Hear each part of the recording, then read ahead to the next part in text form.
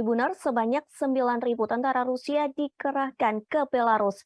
Ribuan tentara Rusia itu pun telah sampai di Belarus setelah menempuh perjalanan beberapa hari. Pengerahan ini dilakukan sebagai bagian dari pengelompokan regional pasukan untuk melindungi perbatasannya.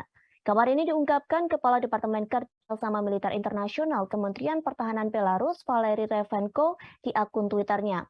Valery menyebut pasukan pertama Rusia yang menjadi bagian pengelompokan regional telah tiba di Belarus, dibutuhkan beberapa hari untuk relokasi. Sementara jumlah tentara Rusia yang tiba di Belarus kurang lebih 9.000 personil.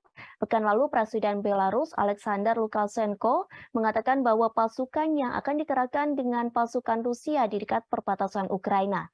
Disebutnya hal ini dilakukan dalam keadaan siaga terorisme yang meningkat karena ketegangan di perbatasannya. Keputusan Alexander ini lantas ditentang oleh Ukraina dan Barat, dikhawatirkan pengerahan pasukan ke perbatasan sebagai bentuk dukungan Belarus dalam upaya perang Rusia di Ukraina. Seorang analisis politik menduga jika Presiden Belarus tak bisa menolak permintaan Presiden Rusia Vladimir Putin.